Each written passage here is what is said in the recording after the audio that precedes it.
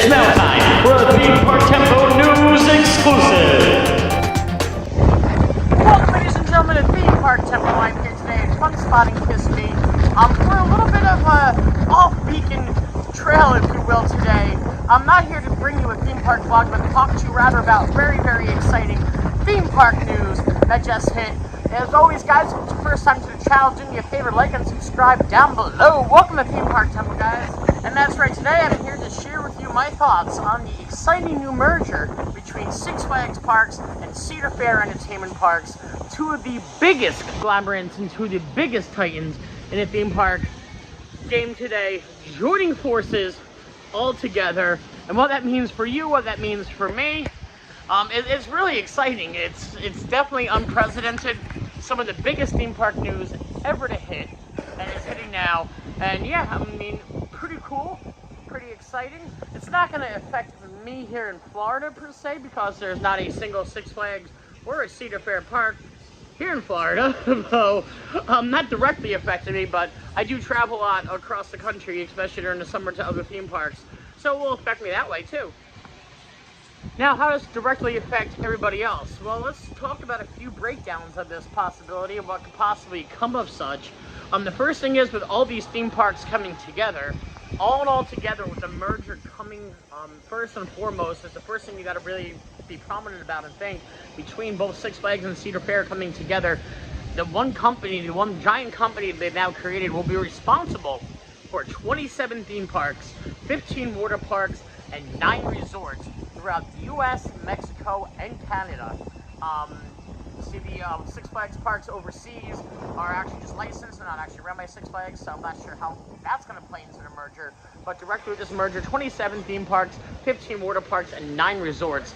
And that is a lot for a single company to take on, which then, of course, poses the question as to, will they sell? You know, I haven't been to many Cedar Fair parks compared to my Six Flags voyages, and you know, obviously with any theme parks, some are better than others. For the Six Flags chains, I can see them definitely nixing Six Flags America. That was awful. I've never been to Darien Lake, but I hear awful things about that one too. The same thing with Cedar Fair. You know, I can't see Michigan Adventure lasting. I can see Dorney Park needing a revamp for sure. And yeah, there's definitely theme parks that are going to be on the nixing block, and it's going to be interesting to see, because I mean, theme parks are fun, but at the end of the game, it is a business, and it's about profits and what's profitable to what region and what theme park, and what they're going to consider necessary and notable to stay around in this new company. Which early speculation has is that Six Flags is going to keep their name, and Cedar Fair is just losing theirs completely.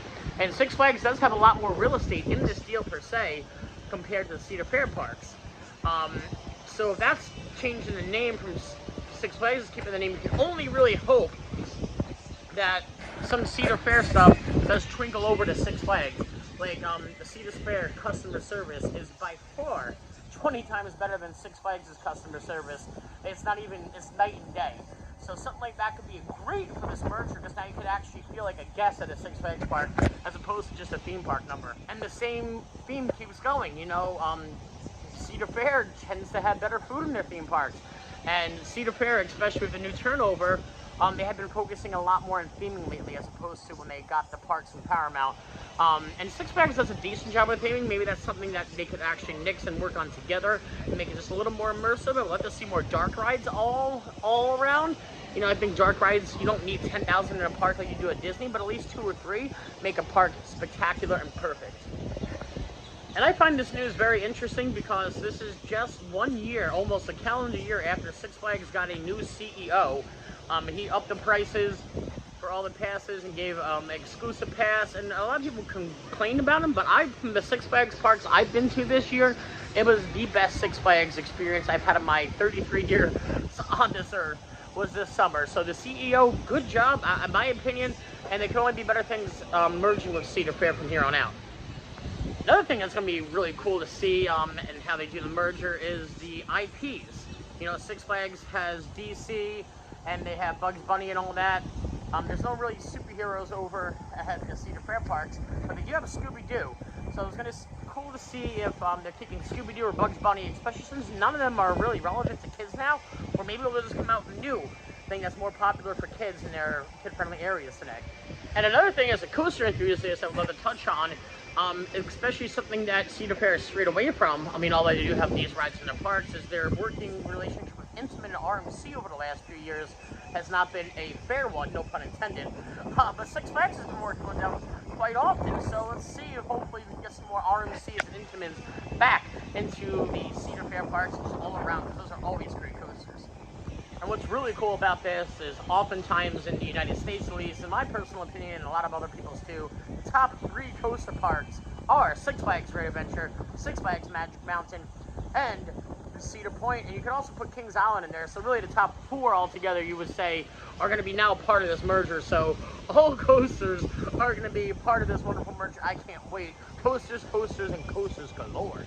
And some people are, I see the point when mergers happen, prices are going to go up, and I guarantee you the price of a Six Flags / Cedar Fair pass is going to go up. It is, because you're going to be paying more for the mergers for this one pass than you would for a Six Flags or a Cedar Fair pass. However, though, that one combined pass most likely will be cheaper than the 2 separate passes from Six Flags and Cedar Fair. And the possibility in that nobody's really talking about is with this merger is, what if they just go in a completely different direction? What if they say, you know what, we have too many thrills, we need more theming, we want to make more resort areas around the country, really knock down maybe half of our parks, maximize the profits, and just focus on building more beautiful theme parks, and just go a completely different route and maybe be a competitor with Universal and Disney. I mean, you have the money and literally you have the money for it now, and you have the real estate for it. Why not? I mean, now is your chance, in my opinion, to make a statement in the theme park industry. Another interesting thing to see what they're going to do with the merger is going to be the special events like Fright Fest. And obviously it's Fright Fest throughout all the Six Flags parks, but all the Carowinds, all the Cedar Fair parks have different names like Scarowinds, Knott's Scary Farm, etc., etc.